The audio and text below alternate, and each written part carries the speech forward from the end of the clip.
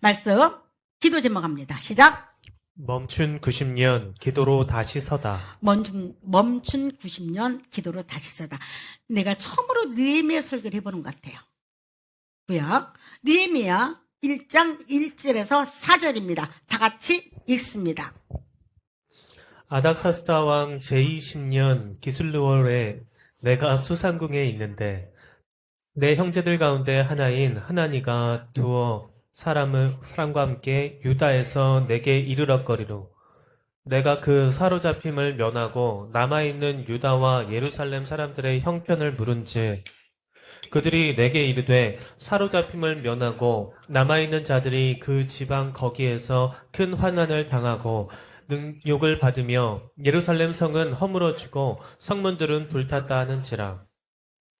내가 이 말을 듣고 앉아서 수일 동안 슬퍼하며 하늘의 하나님 앞에 금식하여 기도하여. 아멘. 금식하며 기도합니다. 주여, 느헤미야의 기도가 우리 기도가 되게 하여 주시옵고 그의 능력 있는 기도가 26년 우리 교회 성도들의 기도가 되게 하여 주옵소서. 여종이 기도가 되게 하여 주셨고 맹손주 강도사의 기도가 되게 하여 주옵소서. 예수 그리스도 이름으로 기도드리옵나이다. 아멘, 아멘, 아멘. 자, 이스라엘 백성들이 먼저 느헤미야가 들어보셨나요? 자, 느헤미야 들어봤어요? 모르는 사람 손 들어봤어요. 솔직히 느헤미야가 누군지를 잘 모를 겁니다. 이 설교 많이 하지 않습니다. 그러나 느헤미야가 어떤 사람이냐면 제가 하게 된 느헤미야를 좀 설명해야 할 것 같아요. 느헤미야는 이스라엘 백성들이 실제로 바벨론으로 포로로 끌려갑니다. 그래서 거기서 몇 년 동안 있었죠? 70년까지 있었습니다.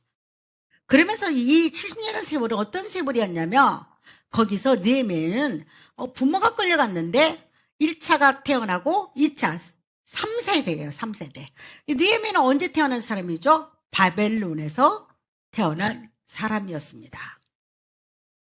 그리고 느헤미야가 이제 그렇게 태어났는데 그 시대상은 어떤 시대상이었냐면 느헤미야 시대 때는 왕이 여러분 이제 넘어갑니다. 처음부터 한번 해볼까요?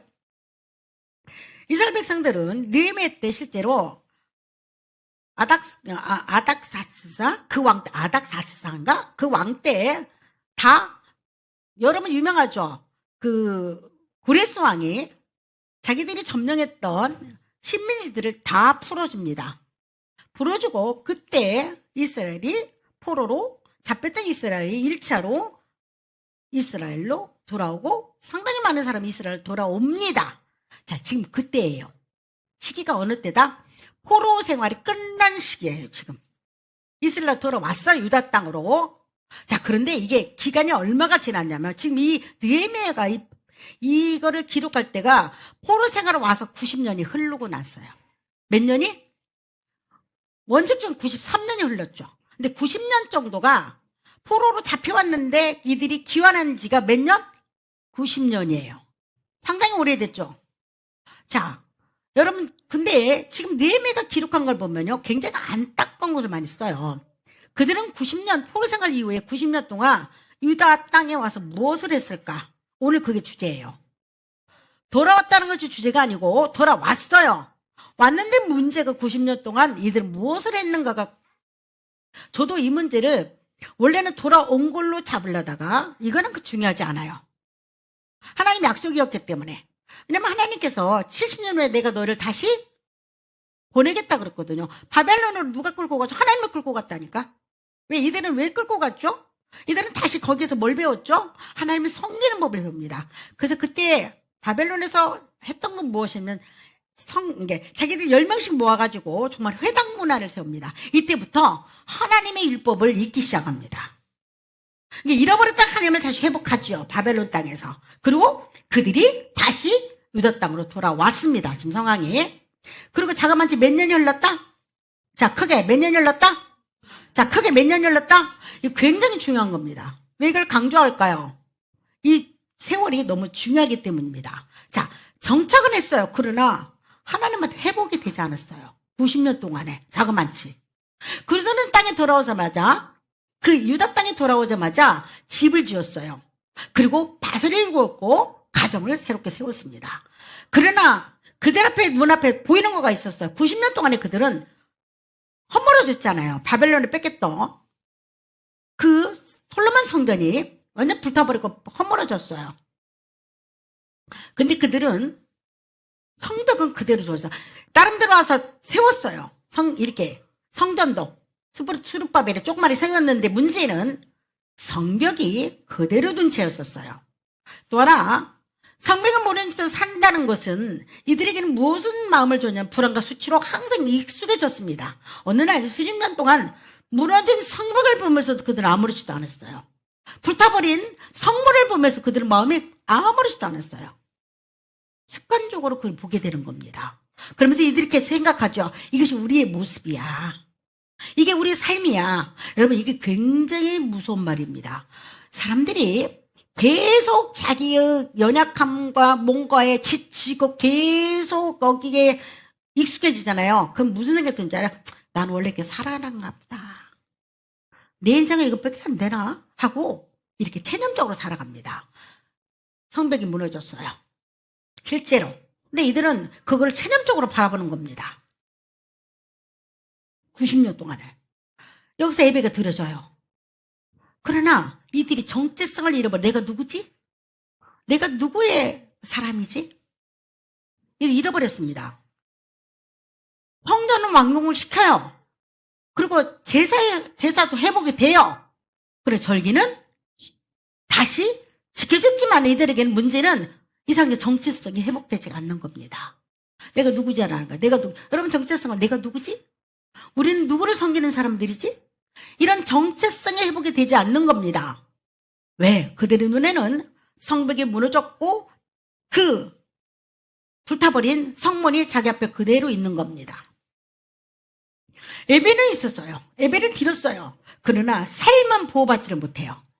항상 둥 떠 있는 겁니다. 그리고 도시는 수많은 이방 국가들이 있었어요. 그 주위에. 그들이 조롱하기 시작하죠. 저것들은 말이야, 하나님이 섬기면서 봐. 성벽은 무너졌고 문은 불탔는데 왜 저들은 아무렇지도 않게 저를 바라보고 있지? 그들의 신앙은요, 그들로 조롱거리가 돼버렸습니다. 그리고 어느 날부터 그들에게는 꿈을 접고 살아가는 체념적인 사태가 신앙이 돼버렸습니다. 처음 귀환할 때요, 그들이 바벨론에서 유다 땅으로 돌아올 때 그들은 기뻐서 춤을 췄어요. 그리고 그들은 노래했다고 말해요. 시편에 보면 여호와께서 시온의 포로를 돌려보내실 때 꿈을 꾸는 것 같아 또 나오고 너무 기뻐했습니다. 안 그렇겠습니까? 70년 포로 생활에서 하나님이 보내줬는데 그들은 너무 기뻐했습니다. 그러나 그 기쁨도 잠시. 90년 동안에 그들은 이 노래가, 하나님께 감사했던 노래가 추억이 되고 말아요. 젊은이가 이렇게 말하죠. 젊은이들이 90년 동안에 어차피 우리는 바꾸지 않아. 어차피 우리는 안 바뀌어. 여러분, 혹시 개개인적으로 이렇게 말할 수 있어요. 나는 인생이 원래 이런가 봐. 왜 이렇게 안 바뀌지 우리 집은? 왜 나는 이 모양이지? 여러분, 혹시 이렇게 생각하고 있다면 이 땅의 것으로 난 바꿀 수가 한 개도 없다는 겁니다. 안 바뀝니다. 절망적이 됐습니다, 이들은. 그리고 누군가는 우리에게 이렇게 말하고 싶을 겁니다. 거듭났다고 말하니 공동체는 왜 이 모양이지? 뭐가 달라요, 우리하고? 거듭났다고 말하는 너는 왜 이 모양이지? 너 예수 30년 믿었는데 너는 왜 능력도 없고 왜 이 모양이지? 그리고 더 이상 너에게는 능력이 나타나지 않아. 왜 너희는 정체돼 있지? 여러분, 이렇게 한번 고민해 보지 않았나요? 왜 내만의 능력이 일어나지 않지? 왜 나만은 권위가 없지? 저 이 문제로 고민 많이 했어요, 이번에도.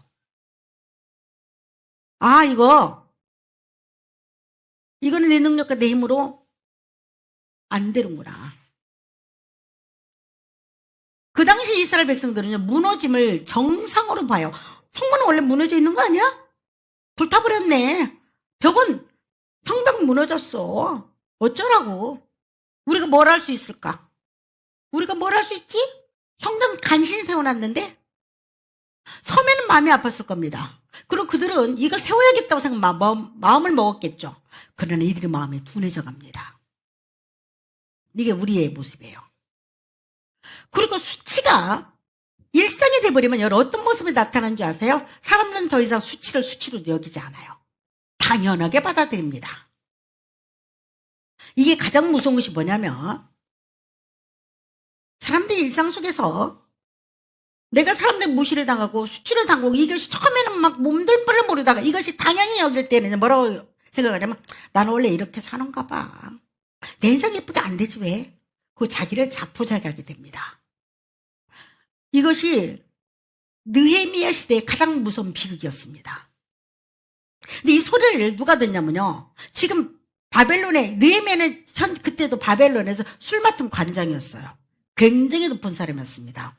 왕의 술을 담당하는 사람. 이 소식을 들어요. 느헤미야가. 이스라엘 백성들이 지금 뭘 하고 있고 그들이 정체성이 망가져 있고 성문은 불탄 채로 그들의 벽은 다 무너진 채를 들어요. 그러니까 90년의 세월을 그들은 살았지만요. 이 90년은 그들의 회복의 시간이 아니라 체념의 시간들이에요. 여러분 신앙 잘못하면 이렇게 됩니다. 아세요? 우리 신앙 30년 믿었다고 해서 여러분 신앙이 무뚝 세워지지 않습니다. 제가 유튜브들을 요즘에 활동을 많이 하죠. 유럽의 교회들이 많이 보여줬어요. 와 놀랐어요. 여러분 교회들이 전부 문 닫았고 보여줬는데 어르신 10명이 그 큰 교회 500명 모인 교회 10명 예배 드려요. 대부분 다. 그래서 거의 다 독일 교회들 문 닫았고요. 영국 말할 필요 없이 문 닫았고요. 이슬람만 다 됐고요. 그 교회 100년 200년 됐대 교회들이 다. 문화재죠. 근데 그들이 그런 교회가 너무 많으니까 나라에서 신경조차 못 쓴대요. 그래서 서커스장 되고요. 카페 되고요. 미술관 되고요. 교회들이 다 문 닫았어요. 유럽은 이제 기독교 국가가 아니라고 말해요. 자, 그러면 여러분 생각해 보세요. 미국도 현재 그렇게 되고 있어요. 현재. 한국 조만간 옵니다. 한국 조만간 와요. 10명 미만의 교회가 허다해요. 왜 그런지 아세요? 그리고 교회가 모였다면 다 흩어져 버려 또. 왜 그럴까 생각해 봤어요. 왜 그런 것 같아요, 여러분? 여러분들 이렇게 모이는 것만 해도 이건 정말 요즘에 한국 교회가 작은 교회들이 숨을 쉴 수가 없어요. 이제는 사람들이 모이면 다 큰 데로 가죠. 왜? 숲을 속에 숨어 있으려고. 얼마나 편합니까? 그래도 우리 교회가 이렇게 하나님의 은혜 이렇게 왔던 이유가 딱 하나예요. 개개인적으로 십자가의 은혜와 구원의 복음을 여러분 안에 있으니까 이 교회가 공동체가 유지되는 겁니다. 아멘입니까? 만약에 내가 여러분들에게 은혜 받아라, 뭐해라, 율법과 도덕적인 설교했다면 여러분 지금쯤 다 흩어졌을 겁니다. 그래서 목사님들이 이런 말을 해요, 저한테. 교인들이 5년, 7년 되면 그 교회를 다 거기다 떠난대요, 대부분. 왜 그럴까요, 여러분? 더 들을 것이 없다는 겁니다. 도덕적이고 윤리적이고 세상적인 이야기나 그냥 성경에 그냥 어떤 주석처럼 이야기하는 설교는요, 여러분 어디 또 들을 수 있거든요. 그리고 유튜브에서도 너무 많은 걸 많이 이야기를 합니다. 그러나 저는 생각해 봤습니다. 이번에 금식하면서도. 그래도 우리 교회를 유지하고 우리 교회를 지금까지 이끌었던 그 하나님의 원동력, 여러분과 내가 하나님 시켜준 그 은혜는 뭐냐면 십자가의 능력의 복음이었어요. 그런데 우리에게는 한 가지 부족한 것이 있습니다. 무엇일까요? 기도가 없다는 거예요. 아멘 하세요, 여러분. 기도가 없다는 거예요, 여러분. 교만해서 그래, 이것도. 우리는 한 가지가 부족한 교회예요. 기도가 부족해요. 근데 나부터 인정합니다. 자, 이번에 회개했다니까. 이제는 기도로 다시 세울 때다. 우리 공교회가 이제는 기도로 다시 세울 때다. 느헤미야가 이 소리를 들어요. 바벨론에서. 왕 앞에 술을 따듯 근심이 가득합니다. 성경에 보면. 왕이 묻죠. 왜 이렇게 얼굴이 근심이 가득하냐. 이야기해요. 포로로 갔던 이스라엘 백성들이 이렇게 많은 세월이 흘렀어도 그들은 성전이 문이 회복되지 못하고 성벽이 회복되지 못하고 그들은 여전히 포로된 마음으로 살고 있다고. 이때 느헤미야가 여러분 하는 거가 있었어요. 다른 거 하지 않습니다. 그 느헤미야가 그 한 사람의 무릎 꿇고 하나님께 기도하기 시작합니다. 금식하기 시작해요. 부르짖기 시작해요.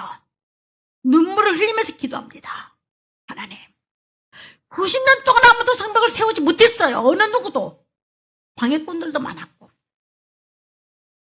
그러나 느헤미야 무릎에서 하나님은 그 새로운 시대를 시작합니다. 여러분 오늘 26년도 여러분들이 느헤미야가 같은 사람이 되어야 합니다. 아멘입니까? 여러분 가정이 세워지고 자녀들 핑계대지 마세요. 안 나온다고? 기도하지 않으니까 역사가 안 일어난다니까? 핑계대지 마세요. 내 가정을 세워놓은 것을 여러분이 기도해요. 여러분은 한 사람의 기도입니다. 느헤미야가 무슨 일을 하냐면 바로 바벨론에서 그 소리 듣고 막 울면서 기도하고 금식하고요. 하나님만 막 부르짖어요. 우리 민족을 살려달라고. 우리 민족을 살려달라고. 그럼 여러분 어떻게 기도합니까? 내 가정을 살려달라고 기도해야지요. 내 자녀를 살려달라고 기도해야지요. 믿습니까? 여러분 말씀 있지 않나요? 의인의 기도는 역사는 힘이 큽니다. 다음 주 기도하기 내가 했지만 여러분 의인입니까? 거듭났습니까? 거듭났습니까? 그럼 기도하세요. 지금부터. 우리는 기도로 나갈 겁니다. 저도 기대가 돼요. 하나님은 지금도 여전히 같은 방식으로 일을 하세요. 그리고 하나님의 시대를 바꾸기 전에 한 사람의 기도로부터 시작돼요. 놀라운 일이죠. 느헤미야 한 사람으로 이거 확 바뀝니다. 이스라엘 백성들이 마음이 바꾸고요. 모든 것들이 바뀌기 시작합니다. 에르돈 성벽은 느헤미야의 기도가 끝난 뒤에 움직이기 시작해요. 사단이 역사가 더 이상 거기 침범 못하게 돼버려요. 놀랍죠? 그리고 기도가 끝난 뒤에야 이스라엘 백성들의 체념이 끝나요. 그리고 그 백성의 90년이 그 절망스러운 90년이 끝나요. 여러분들 자녀들 믿음으로요. 여러분 기도하세요. 진짜로. 됩니다.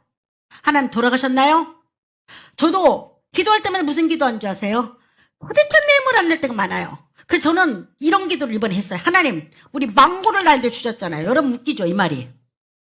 망고는요, 진짜 하나님께 주신 거거든요. 내가 그때 뭐라 기도한 줄 아세요? 하나님, 나 조그마한 해가지고 다 주사 다 맞은 거 가지고 나 기도하러 갈 때 혼자 무서울 때가 있으니까. 교회 혼자 있으면 무섭잖아요, 여러분.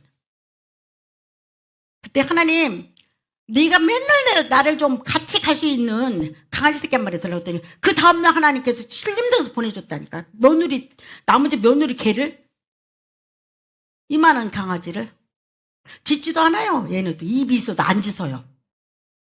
그리고 또 하나 기도했어요. 하나님 짐사님 기도했어요. 제가 여러분 보세요. 내가 이번에 기도할 때 이렇게 했어요. 하나님 짐사님도 도대체 내 나이에 만날 수 없어요. 내 이치적으로도. 여러분 그렇지 않아요? 내가 어떻게 재혼을 했겠어요? 나 이건 간증이라니까.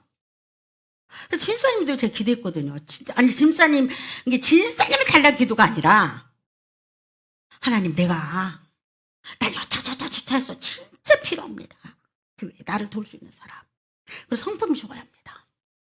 근데 그런 사람이 있을까요? 근데 제 나이는 안 물어봤어요. 그리고 외모도 안 물어봤어요. 근데 이런 말 한마디 했어요. 내 마음에 들어야 합니다.